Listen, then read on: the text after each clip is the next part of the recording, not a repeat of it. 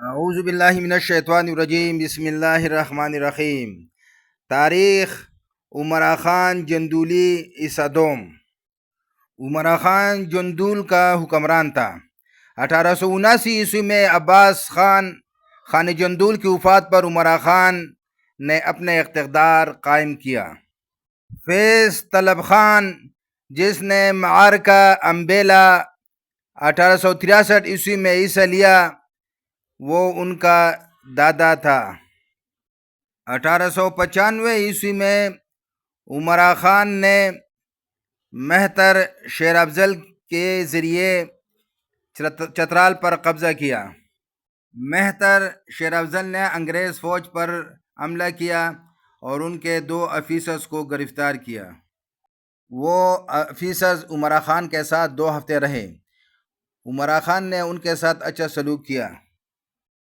عمرا خان کی نیت انگریز کے حق میں خراب نہ تھی، تاہم انگریز، جیسا کہ ذکر کیا گیا ہے، اس کی منظم جنگی طاقت سے ہمیشہ خائف رہا۔ اس لیے اس نے عمرا خان پر لشکر کشی کا فیصلہ کیا۔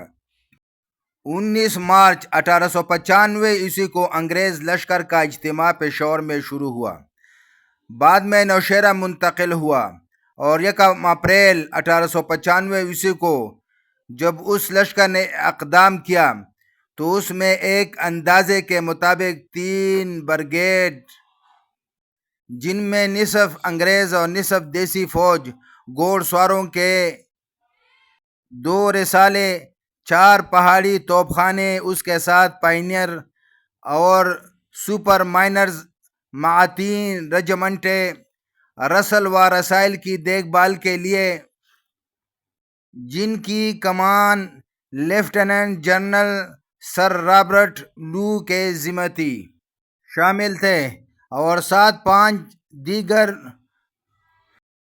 بریگیڈیئر جنرل تھے۔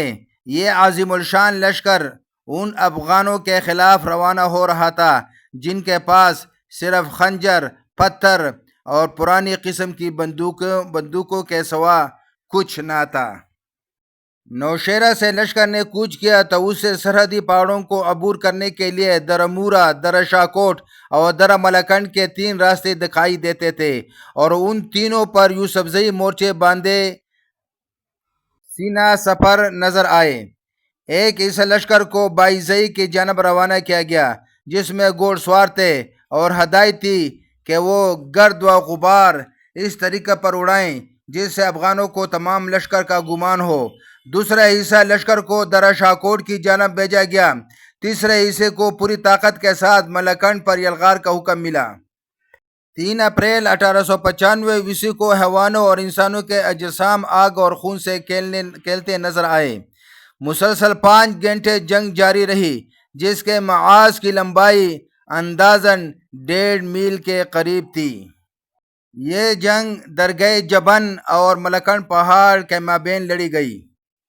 یوسفزئی قبائل جس انداز سے مصروف جنگ ہوئے، اس کا ذکر اس میں شامل ایک انگریز ریلیف اب چترال یوں لکھتا ہے کہ دشمن کی اس حقیقی بہادری کو فراموش نہیں کیا جا سکتا کہ اس نے مسلسل 5 گھنٹوں تک توپخانے کے صحیح نشانہ اور شاندار بمباری کے مقابل دکھائی دی، اور مزید برآں کہ اس کے اختتام پر سنگینوں کے حملہ میں بھی پوری مضبوطی سے سینہ سپر رہے۔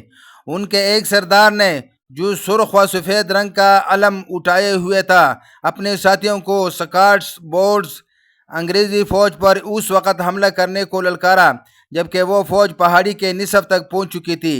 حملہ ہوا، ایک ایک کر کے حملہ آور گرتے رہے تاکہ ان کا ایک سردار باقی رہ گیا۔ وہ بلا خوف و خطر گرتے پڑتے آگے بڑھتا رہا، ادھر زخمی ہوا، ادھر بلا توقف پھر اٹھا چلا، بالآخر قریب پہنچ کر گولی لگنے سے ختم ہوا۔ اس سے زیادہ ہمت و جرأت کا خیال بھی نہیں کیا جا سکتا۔ یہی مصنف ایک اور افغان کے متعلق لکھتا ہے کہ دشمن کا ایک ڈھولک بجانے والا جب اپنی جرأت دکھانے پر مطمئن نہ ہوا تو ایک جھونپڑے پر چڑھ کر اوپر سے اپنے ساتھیوں کو للکارنا شروع کیا، اور وہیں سے انہیں شاباش دیتا رہا۔ وہ یکے بعد دیگرے گولیوں سے زخمی ہوتا رہا، لیکن گرتا زخم کھاتا پھر کڑے ہو کر ڈولک پر ضرب لگاتا۔ بالآخر ایک گولی اس کا سینہ چاک کرتے نکل گئی تو وہ سر کے بل کوئی 100 گز کے فاصلے پر چٹان کے کنارے گر کر ختم ہو گیا، مگر اس حالت میں کہ ابھی تک ڈولک اس کے گلے میں اور ہاتھ ضرب لگانے کو اٹھے ہوئے تھے۔